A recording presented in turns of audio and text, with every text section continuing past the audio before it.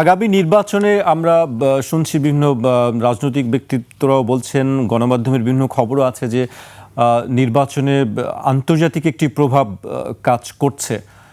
আপনি কি মনে করেন আসলে আমাদের বাংলাদেশের নির্বাচনে কি আসলে বিদেশের কোনো চাপ বা কোনো মহল কাজ করছে কি?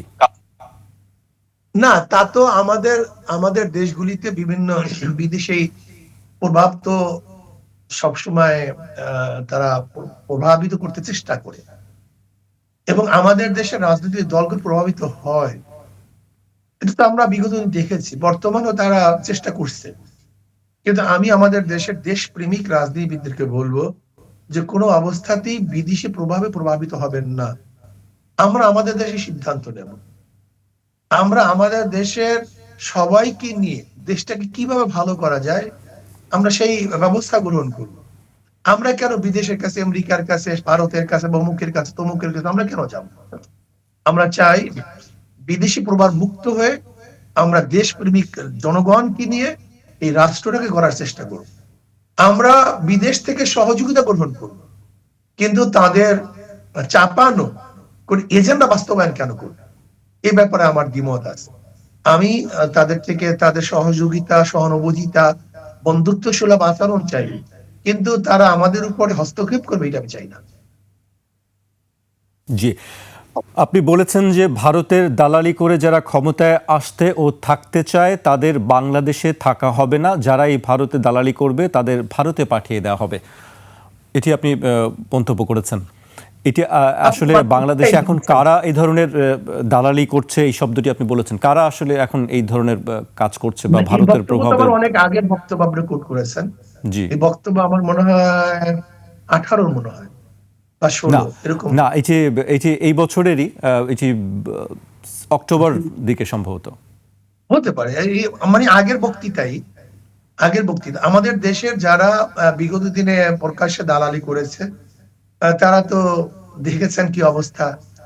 যাদের দালালি করেছে বা সে দেশেই চলে গেছে এরকম অনেকে মন্তব্য করে। শুধু মন্তব্য আমার না, বর্তমানে যদি কেউ বিদেশে বা শুধু ভারত নয়, বিদেশের পাও চেটে তাদের অনুগ্রহ নিয়ে, তাদের বুদ্ধি পরামর্শের ভিত্তিতে তারা ক্ষমতায় বসতে চায়, তাহলে বিগত সরকারের যে অবস্থা হবে, অন্য কেউ যদি দালালের ভিত্তিতে ক্ষমতায় বসে তাদের পরিণতি একই হবে। জি, বিএনপির বিরুদ্ধে আপনারা বরাবরই সমালোচনা করেন। আমরা সম্প্রতিও দেখছি যে রাজনৈতিক যে সভা সমাবেশগুলো আপনারা করছেন সেখানে বিএনপির বিরুদ্ধে একের পর এক অভিযোগগুলো করছেন।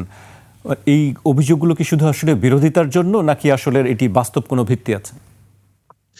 আসলে দেখেন, আমরা কিন্তু কাউকে শত্রু মনে করি না। যারা দেশের কল্যাণে কাজ করে সবাই আমাদের বন্ধু। খাস করে আমাদের শায়খ মোর্শেদ আব্বাজান রহমাতুল্লাহ আলাই, তিনি একটা কথা বলেছেন যে আমার কাউ শত্রু না, বিএনপি আওয়ামী লীগ কেউ আমার শত্রু না। যদি তারা ইসলামের সাথে, দেশের সাথে কাজ করে আমি তাদের হয়ে কাজ করি, কিন্তু তারা যদি ইসলামের বিরুদ্ধে, দেশের বিরুদ্ধে কাজ করে আমি তাদের বিরোধিতা করি। আমরা কিন্তু ওই মূলনীতির উপরে আছি, আমরা কাউ শত্রু নেই। কারণ আমরা কারোর সাথে ক্ষমতার ভাগাভাগি বা কাউকে নিয়ে মানে ভিন্ন পদ্ধতিতে ক্ষমতা যাওয়ার এই পরিকল্পনা কখনোই করিনি, আজও করতেছি না। যদি বিএনপি দেশের সাথে, ইসলামের সাথে কাজ করে আমার কোনো সমস্যা নেই, তো আমার কোনো সমস্যা নেই। কিন্তু হ্যাঁ, বিএনপি হোক, এমনকি আমি হই বা আমার দলের লোকই কেউ যদি অন্যায় করে, চাঁদাবাজি করে, দেশের বিরুদ্ধে কাজ করে, ইসলামের বিরুদ্ধে কাজ করে, আমরা তাদের বিরুদ্ধে কথা বলি। এবং আমি এই কথাও বলি, যদি আমিও করি তাহলে আমার বিরুদ্ধে বক্তব্য আসা উচিত। যদি আমার বিরুদ্ধে বক্তব্য না, বিরোধী দল কোন, ডেমোক্রেসির সবচেয়ে বড় একটা পদ্ধতি হলো বিরোধী দল থাকা। বিরোধী দলের কাজটা কি? সরকারি দল যে ভুলগুলি করবে সে ভুলগুলি ধরিয়ে দেবে, এইটা তো সরকারি মানে বিরোধী দলের কাজ। আমরা যাদের সমালোচনা করি আমাদের তো বিরোধী, আবার আমরা যাদের সমালোচনা সেও আমাদের বিরোধী। উভয়ের উচিত কি? তার স্টেজ থেকে আমার ভুলগুলি ধরিয়ে দেওয়া, আমার স্টেজ থেকে তার ভুলগুলি ধরিয়ে দেওয়া।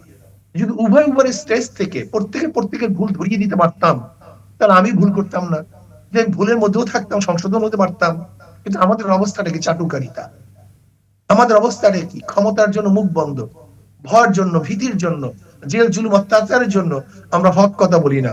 নবী আলাইহিস সালাতু ওয়াস সালাম বলছেন, আস-সাকিতুল হক্কে শাইতান আখরাস, যে হক কথার থেকে বিরত থাকে সে হলো গঙ্গা শয়তান। এর জন্য আমি আমার প্রতিপক্ষ বন্ধুদেরকে বলবো, সত্য কথা বলবেন। যদি আমিও কোনো ভুল করি, আমার দল কোনো ভুল করে, অন্যায় করে, অবশ্যই তাদের উচিত আমাদের দলের বিরুদ্ধে সেই কথাগুলিকে জাতিকে জানিয়ে দেওয়া। যদি আমাদের বিরুদ্ধে, আমাদের দলের বিরুদ্ধে সত্য কথাগুলি জাতিকে জানিয়ে দেওয়া হয়, তাহলে আমাদের মধ্যে সে ভুল থাকবে না, সংশোধন হয়ে যাব। আর আমরাও যদি তাদের ভুলগুলিকে জাতির সামনে জানিয়ে দেই, তাহলে তারা সংশোধন হয়ে যাবে। এর জন্য উভয় স্টেজ থেকে উচিত যে প্রত্যেকের ভুলগুলি ধরিয়ে দেবে, কিন্তু সত্য হওয়া চাই, মিথ্যার আশ্রয় না নেওয়া চাই। কিন্তু আমরা মিথ্যার আশ্রয় নেই, যেটা সম্পূর্ণ হারাম, অবৈধ, কোনো মতই মিথ্যা। না নাস্তিকদের কাছে বৈধ, না হিন্দুদের কাছে বৈধ, না ইহুদি খ্রিস্টানের কাছে বৈধ, না ইসলামের কাছে বৈধ। এর জন্য আমি জি। মনে করি মিথ্যার আশ্রয় না নেই, সত্য কথাগুলো উপস্থাপন করি। যদি আমার বিরুদ্ধেও কোনো সত্য অভিযোগ থাকে, সেটাকে বলার জন্য আমি বলবো, জাতীয় স্বার্থে। আর যদি ব্যক্তিগত কোনো স্বার্থ হয়, ব্যক্তিগত, যার জাতীয় স্বার্থ নেই, ব্যক্তি জি। ব্যক্তিকে বলবে। ব্যক্তি, সেটা ব্যক্তিগত কোনো ভুল প্রকাশ করা আসলে আদৌ ঠিক না, কিন্তু জাতীয় ভুল, এটা অবশ্যই জাতিকে জানাতে হবে।